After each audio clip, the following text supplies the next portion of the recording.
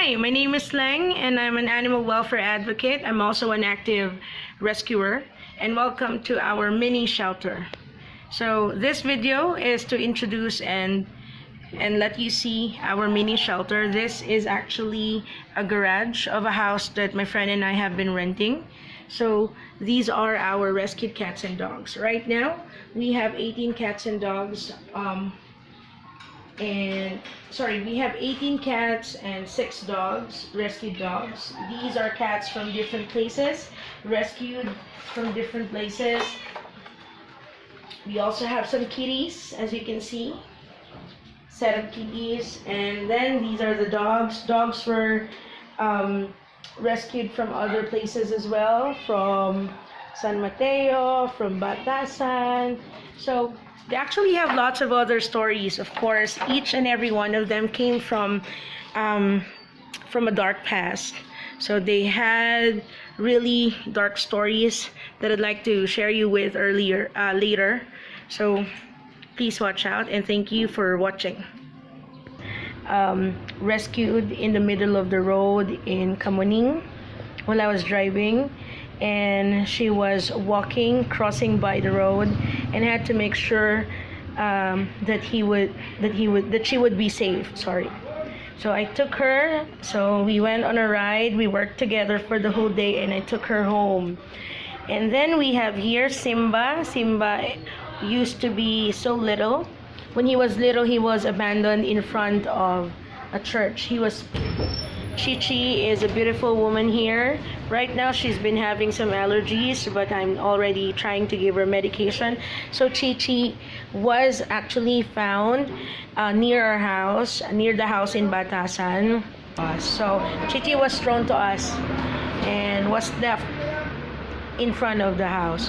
So meet Ulan. Ulan was rescued in the middle of the rain. It was raining too hard in Marikina, and I decided to check out the river to make sure that it wouldn't flood that day.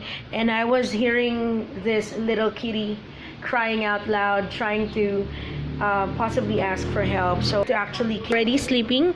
Mia was rescued in the middle of Commonwealth 4 years or 5 years ago. I was riding a motorcycle then when I saw a cat laying down on the floor. He was really panicky and he was afraid to go anywhere, so he just laid down. He had to make sure his head was down and he wasn't looking at all. I saw him. I begged all the cars to stop so I could U-turn and get him. So when I got him, so meet 40 was also found in the middle of Commonwealth during my mother's 40 days. He was left and abandoned at a U-turn slot. So imagine, I was driving a car when I saw him. Before I turned, I saw him and I immediately stopped to take him because, as you know, Commonwealth is really a dangerous place for the pets. So he was all cute, all calm.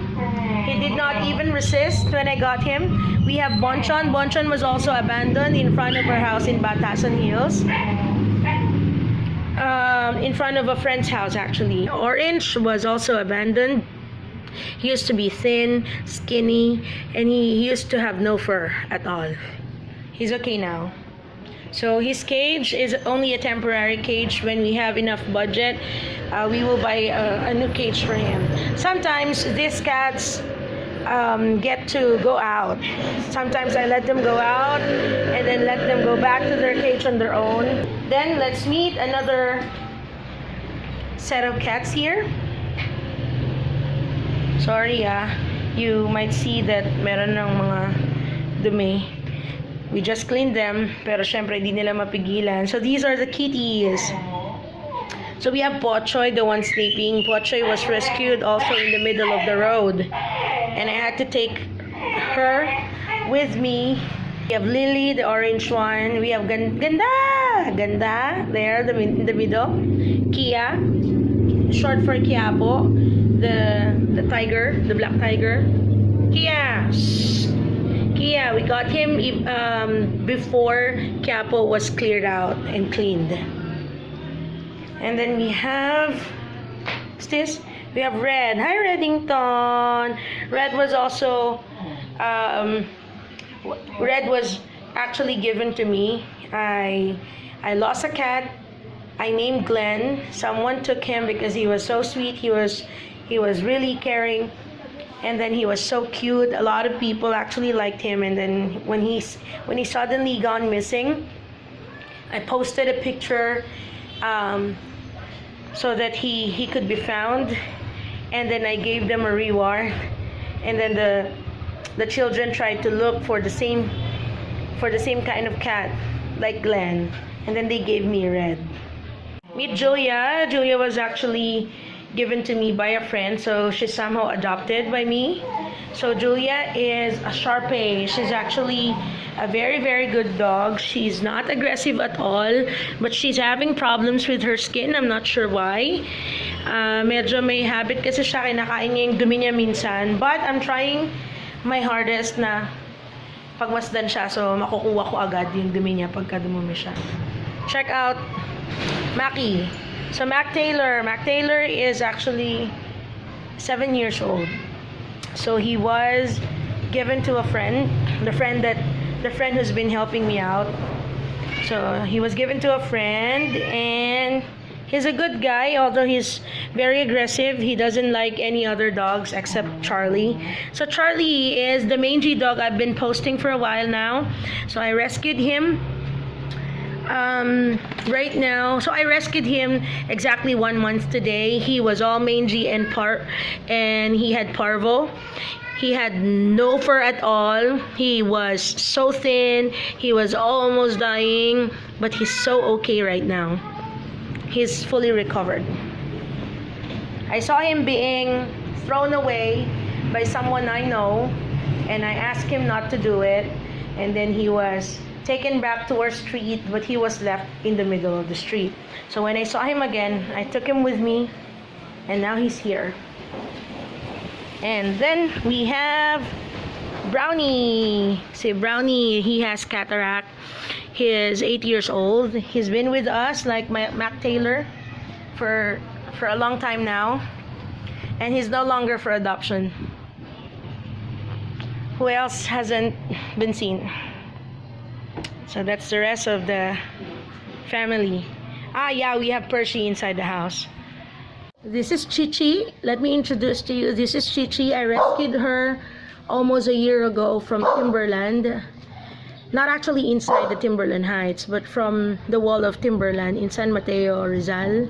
So before I even rescued her, I was feeding her for almost 4 years since I started biking. She used to be really thin and mangy, really dirty. So right now, she's already clean, and she has some fur, which is good. And she's no longer mangy, but she still looks dirty because she's really dirty white. Let's move on to Gutsy. Gutsy, come here. Gutsy, come here. Yes. So Gutsy is also a dog from San Mateo. I was biking together with my friends, my girlfriends, and while we were biking, they saw a puppy laying down on the floor full of maggots and all wounded.